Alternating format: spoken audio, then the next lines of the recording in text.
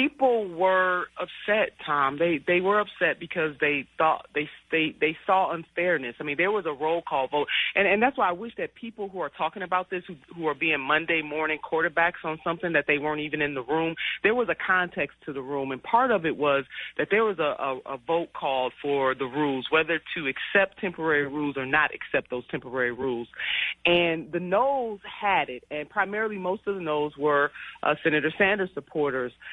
But the chairwoman gave it to the yeses, and then she said there will be no further debate on this issue, just gavel people down.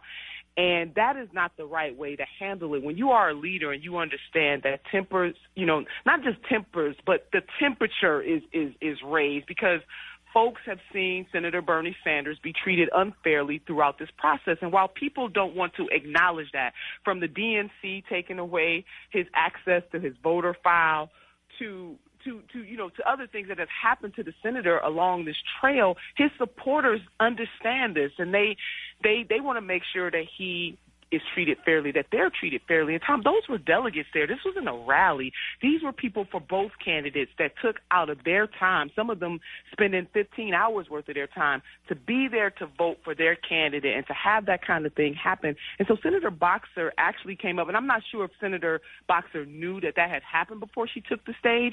Maybe that would have probably not. Different. I think if she really knew what was going on there, she's a very smart politician. She is. She probably wouldn't have turned this into a Hillary Clinton victory rally. That's right. And so the Sanders supporters were just, they exercised their First Amendment right. Now, they should not have booed the senator. I don't support that. I think either side should allow each side the opportunity to speak their piece. Agreed.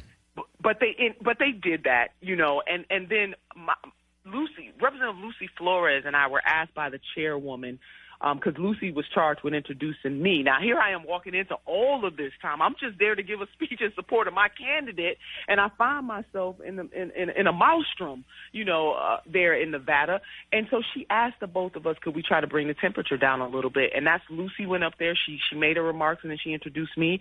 And then I did, and I gave the speech, and as people watch it from beginning to end, by the time my speech was done, the Sanders side was much calmer. They were very much, yay, yay, yay for our candidate, and even some of the secretary supporters. Matter of fact, they gave me a standing ovation as well. That's what a real leader does. I didn't get on the stage and talk against the secretary's supporters. I didn't say to Senator Sanders supporters, you're right, you're being treated unfairly, let's storm the torpedoes.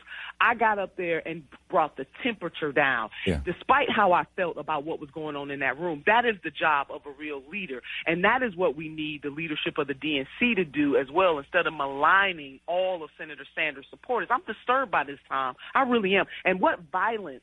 I was there for 8 hours, and I did not witness any violence in the 8 hours that I was in that room. I didn't just come there to give a speech for Senator Sanders. I came there to connect with his supporters. That's what I did.